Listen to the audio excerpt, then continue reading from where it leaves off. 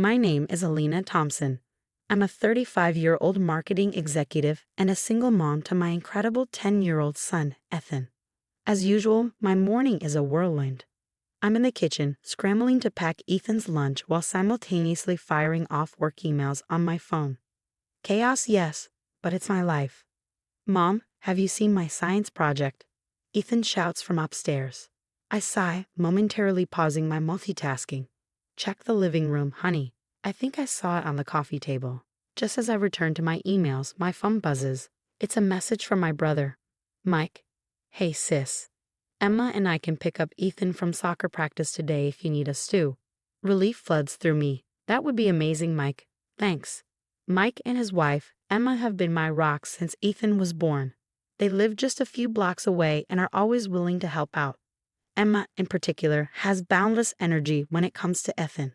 Later that evening, I'm in the kitchen preparing dinner when Emma brings Ethan home. She hovers, her eyes scanning the cluttered countertops and the pile of dishes in the sink. Busy day? She asks, her tone overly sweet. I nod, suppressing the irritation building inside me. Yeah, you know how it is. Oh, I can only imagine, she replies, running a perfectly manicured hand through her hair. I don't know how you manage it all. Work, single motherhood. It must be exhausting. There's something in her voice that grates on me, but I let it go. It can be, but it's worth it. Emma smiles, but her eyes don't quite match the expression. Well, if you ever need a break, we're always here to help. Oh, and Ethan was telling me about his birthday next week. He's so excited about the gift I promised him. I raise an eyebrow. What gift? Emma winks. It's a surprise, but trust me, he's going to love it. As she leaves, I can't shake the feeling that there's more to Emma's generosity than she lets on. But I brush it off. She's family, after all. The next morning, I'm in a meeting when a text from Ethan comes through. Mom, Aunt Emma got me the new gaming console for my birthday. Can't wait to play it. My stomach drops. The console he's been begging for is outrageously expensive. Why would Emma promise him something like that without discussing it with me first? That evening, I confront her. Emma, you really didn't have to get him that. It's too much. She waves her hand dismissively. Oh, don't be silly. Nothing's too much for our Ethan. Besides, I know you've been busy, so I wanted to help. Her words sting, but I force a smile. Thanks, I appreciate it.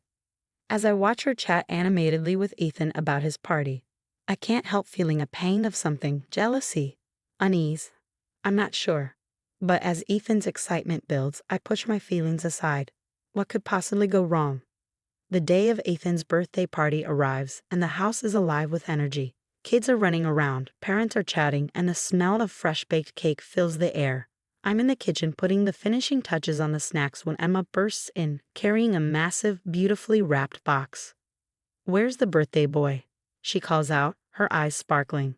Ethan rushes into the room, his face lighting up when he sees the gift. Is that for me, Aunt Emma? You bet it is, champ. Emma grins as she sets the box down in front of him. I watch as Ethan tears into the wrapping, revealing the gaming console he's been dreaming about. The room fills with gasps and excited whispers. Ethan throws his arms around Emma, beaming. Wow, Emma, one of the other moms exclaims. That's quite the gift. Emma basks in the attention. Only the best for my favorite nephew. A wave of inadequacy washes over me, but I push it aside. This is Ethan's day, and his happiness is all that matters. The party is in full swing when I notice Ethan looking pale. I rush to his side, alarmed. Honey, are you okay? Before he can respond, he doubles over and vomits, his small body shaking violently. Panic claws at my chest. Someone call 911. I scream, holding Ethan tightly as he convulses in my arms. The next few hours blur together. Sirens, hospital corridors, doctors talking in rushed tones. I pace the waiting room, my heart lodged in my throat. Then a doctor approaches, his expression grim. Miss Thompson, we've completed Ethan's toxicology report. My world screeches to a halt. Toxicology? What do you mean? The doctor's words hit me like a freight train. Your son ingested a dangerous combination of drugs. We're doing everything we can. But do you have any idea how this could have happened? Numb with shock, I shake my head. No, he was at his birthday party, surrounded by family and friends.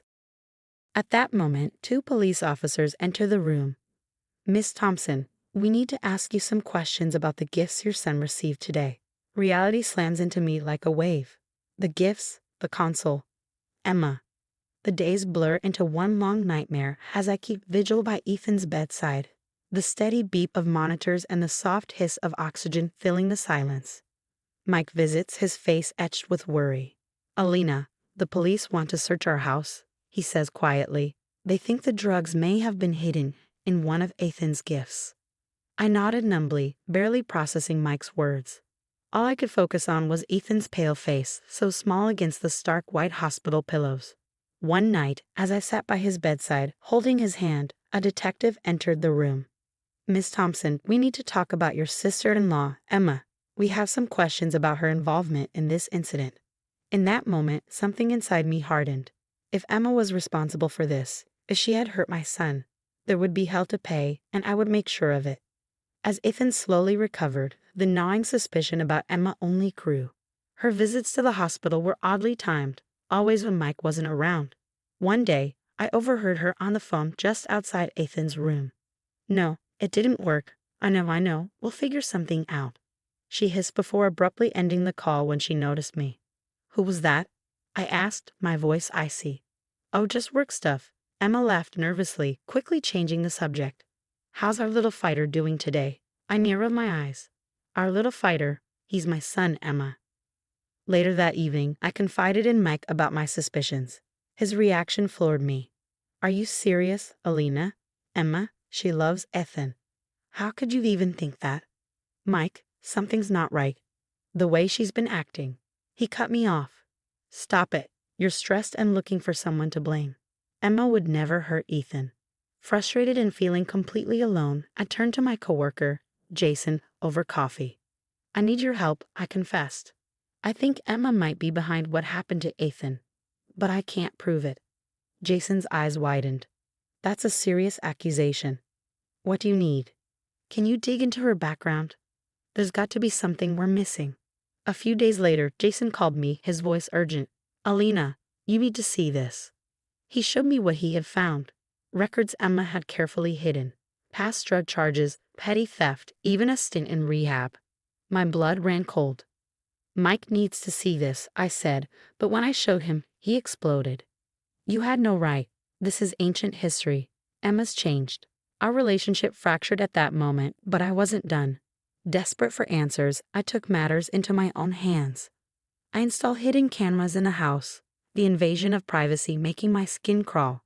But I was determined to uncover the truth. It didn't take long. The next time Emma came over to help out, I watched in horror as she rifled through Ethan's medication, slipping something into the bottles. Rage surged through me. I confronted her immediately. I saw what you did, Emma. It's over. Her face twisted in panic. You don't understand. I had to do it. Had to do what? Poison my son. No, I just wanted him to get sick. Just enough so you'd need me, so I could be the one to save him. Her voice cracked with desperation. I didn't mean to hurt him. It was supposed to be harmless, just enough to make him ill. But then it went wrong, and I couldn't admit what I'd done. I stared at her in disgust. Save him? You almost killed him. Tears streamed down her face. I didn't mean to. You don't know what it's like, Alina. You have everything, a great job, a beautiful son. I just wanted to be needed, to be the hero for once. I felt sick to my core. You're sick, Emma. You need help. Please, she begged, grabbing my arm. Don't tell Mike. We can fix this. I'll leave. I'll never bother you again. Just don't ruin my life over one mistake. I yanked my arm free, my voice cold. One mistake. You've been lying and manipulating us for years. This ends now. As I reached for my phone to call the police, Emma's eyes darkened, her expression turning cold. If you do this, I'll tell them it was you, she threatened, her voice low and venomous. I'll say you've been abusing Ethan, that you set me up. That'll be your word against mine. In that instant, I realized how truly dangerous Emma was. She wasn't just desperate. She was calculating, capable of turning everything against me. But I'd be damned if I let her threaten my family ever again. Try it, I snarled. I dare you. As I dialed 911, Emma's bravado crumbled, her face twisting with panic as the weight of her actions finally sank in. But it was too late for remorse. The truth was out, and there was no going back. The day I handed over the evidence to the police was both terrifying and liberating. Detective Johnson listened closely as I played the recordings and showed him the footage from the hidden cameras.